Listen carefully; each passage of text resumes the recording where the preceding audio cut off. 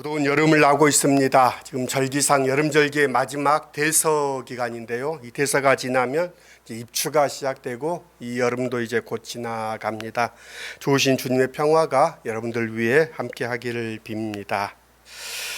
자본주의 사회에 살면서 원하는 것을 얻기 위해서는 값을 치러야 한다는 것은 너무나 당연한 일이고 또 상식입니다.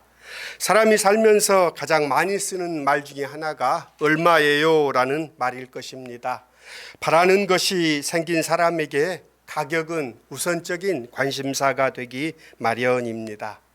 그렇다면 하나님의 나라를 얻으려는 사람에게 있어서도 가격이 문제가 될까요? 하나님 나라에 들어가기 위하여 값을 치러야 한다면 어느 정도가 적절하다고 할 수 있을까요? 하나님의 나라를 얻는다는 것을 사고 파는 방식으로 설명하는 것에 거부감을 느끼는 일들도 적지 않을 것입니다.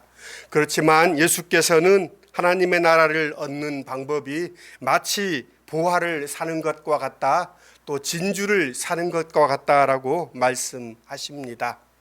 귀하다는 의미에서 천국은 값진 보화이며 귀한 진주입니다. 그리고 밭을 갈던 농부나 진주 장사 모두 자신들이 원하는 보물을 얻기 위해 값을 지불했다는 점을 분명히 비유에 적시됩니다. 하나님 나라가 공짜라는 생각에는 오해가 없습니다. 하나님의 나라는 공짜가 아니라 값 없음이 맞는 표현일 것입니다.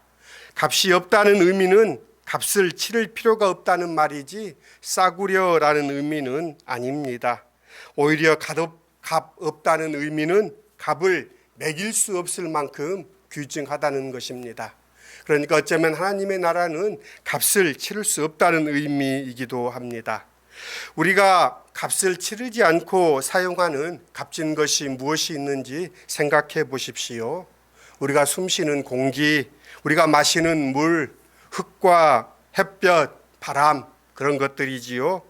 흔하지만 너무나 소중한 것들입니다. 이것이 없다면 생명이 유지될 수 없습니다. 천국도 모두에게 주어진다는 점에서 흔하고 값을 정할 수 없을 만큼 귀합니다. 천국이 값없이 주어진다는 사실은 부정할 수 없지만 누구나 천국을 얻는 것은 아닙니다. 그것은 거저 얻을 수 없습니다. 생명을 힘을 다해 값없이 내어주는 어머니처럼 아이는 온 힘을 다해 어머니의 생명을 받아들이는 이치입니다. 값이 요구되진 않지만 그것을 진정으로 소유하려면 지불해야 할 몫이 있다는 뜻입니다. 예수께서는 비유를 통해서 하늘 나라의 값이 얼마인가를 가르쳐 주십니다. 비유는 각각 밭을 일구는 사람 그리고 좋은 진주를 사는 진주 장수로 등장시킵니다. 밭을 가는 사람은 남의 땅을 경작하는 가난한 소작농입니다. 또 진주 장사는 이미 많은 진주를 가지고 있는 그런 부자입니다. 농부는 밭을 갈다가 우연히 보화를 발견합니다.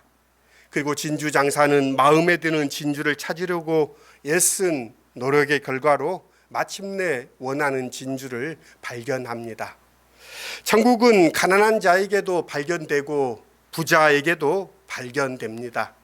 뜻하지 않게 천국을 발견하기도 하고 온 힘을 다해 노력한 결과 천국을 발견하기도 합니다. 가난하거나 언감생신 천국을 바라지 않던 비천한 사람에게나 부유하거나 천국을 추구해온 의로운 사람 모두에게 천국은 다가옵니다. 그리고 이들은 모두 자신이 발견한 천국을 소유하게 됩니다. 참으로 이해할 수 없는 방법으로 말입니다.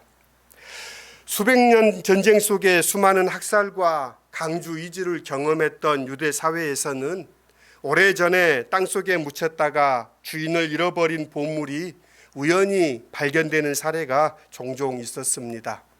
주인이 없는 보물의 경우 당연히 그 보물을 발견한 사람에게 합법적인 우선권이 있습니다.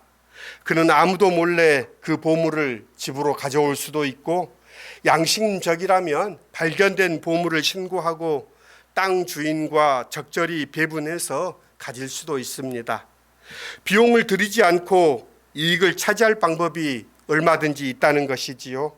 하지만 예수님의 비유 속의 농부는 밭을 사서 보물을 온전히 자기 것으로 만드는 방법을 택합니다.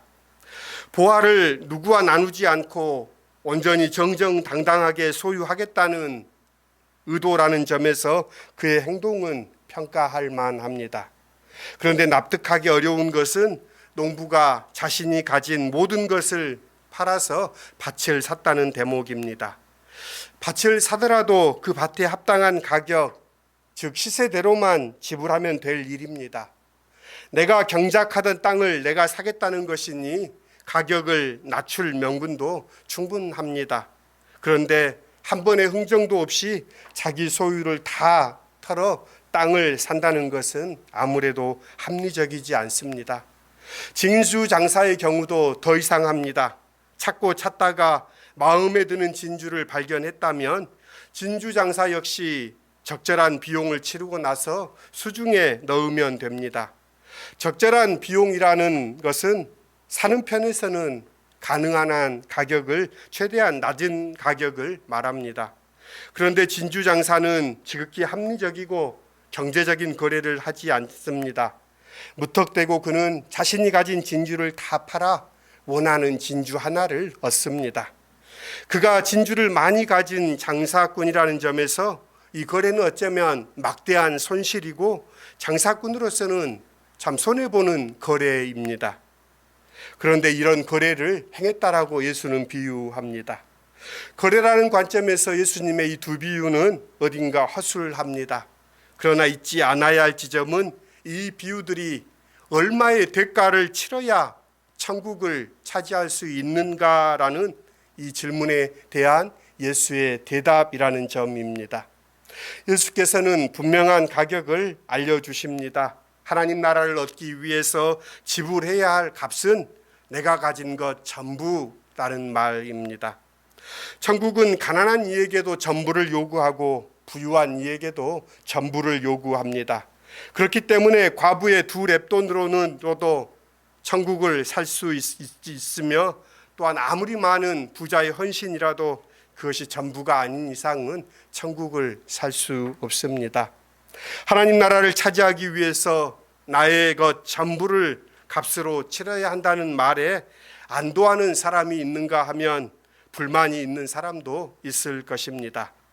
당연히 부자들은 불편해하겠고 가난한 사람들은 기뻐할 것입니다. 이런 이유로 예수께서는 가난한 이들에게는 복이 있다, 천국이 저희의 것이다 라고 말씀하십니다. 똑같은 이유로 예수께서는 부자가 천국에 들어가는 것이 낙타가 바늘기로 들어가는 것보다 어렵다라고 말씀하셨습니다. 왜 이런 거래를 하실까요? 하나님은 왜 전부를 요구하실까요? 하는 생각에 이르게 됩니다.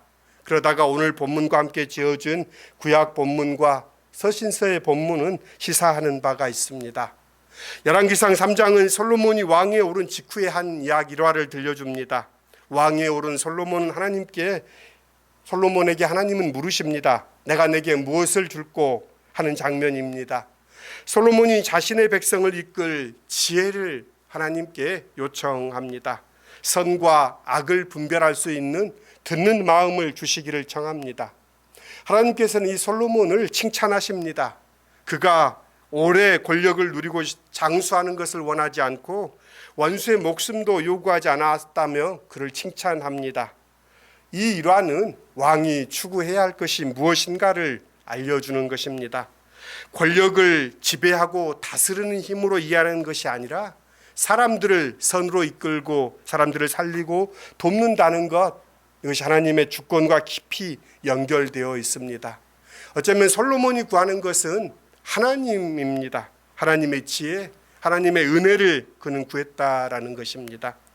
예수님께서 우리가 구할 것을 말씀하시지요. 이방인들처럼 먹을 것, 입을 것이 아닌 하나님의 나라와 의를 먼저 구하라라는 말씀과 연결되는 지점입니다. 오늘 서신서 본문인 로마서 8장에서는 하나님께서 그런 우리들에게 주시는 것에 초점을 맞춥니다. 하늘나라를 위하여 자신의 전부를 드린 사람들에게 하나님이 주시는 것입니다. 자기 아들을 아끼지 아니하시고 우리 모든 사람을 위하여 내주신 이가 어찌 그 아들과 함께 모든 것을 우리에게 주시지 않겠느냐. 하나님은 우리에게 모든 것을 이미 주시려 합니다. 어쩌면 이미 주셨습니다. 주님은 당신의 아들 예수를 우리에게 주셨습니다. 그리고 무엇을 아끼겠느냐가 바울의 반문입니다. 그렇습니다. 하나님의 나라는 믿음으로 간다는 말은 틀림이 없습니다. 그 믿음이란 내가 믿어요라는 지적인 동의나 단순한 입술의 고백이 아닙니다. 그 믿음이란 오늘 본문의 비유처럼 나의 모든 것을 팔아 하나님의 나라를 사는 결단입니다. 그래서 혹자는 믿음은 많은 것을 팔아서 하나를 사는 것이다 라고 말합니다. 곧 전부를 팔아 하나를 사는 것입니다. 최소한의 비용을 지불하고 하나님의 나라를 소유하려는 계산은 믿음이 아닙니다. 그런 방식으로는 결단코 하나님 나라의 주인이 될 수 없습니다. 다하지 않으면 사랑일 수가 없습니다. 전부가 아니면 하나님 나라를 얻을 수 없습니다. 에콰도르 선교사로 일주일 세상을 떠난 짐 엘리엇은 젊은 날에 자신의 일기에 이렇게 적었습니다. 영원한 것을 얻기 위하여 영원하지 않는 것을 버리는 것은 미련한 것이 아니다라고 그는 그의 일기에 적었습니다. 영원한 것을 얻기 위해 영원하지 않는 것을 버리는 것, 그것이 어리석은 것이 아니라 그것이 어쩌면 믿는 사람의 길입니다. 밭에 감추인 보화를 발견하고 모든 것을 팔아 그것을 산 농부나 값진 진주이신 예수 그리스도를 발견하고 자신의 온 삶으로 그것을 산 진주 장사나 그런 사람들이 하나님 나라에 합당한 사람입니다. 많고 적음으로 하나님 나라를 살 수 있는 것이 아닙니다. 하나님 나라의 여부는 전부의 여부입니다. 마음을 다함의 능력입니다. 하나님 나라를 값을 치고 살 수 있다는 생각은 거부감을 일으킵니다. 그러나 주님의 이 비유는 세상의 그런 거래를 말하지 않습니다.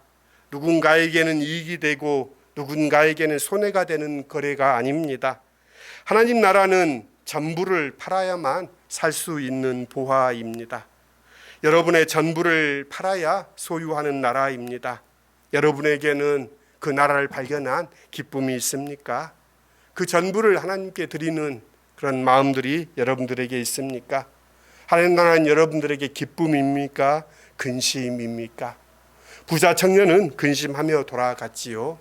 그러나 가난한 이들은 예수 안에서 주어진 하나님의 나라를 기쁘게 받았습니다. 하나님의 나라가 가까이 왔다.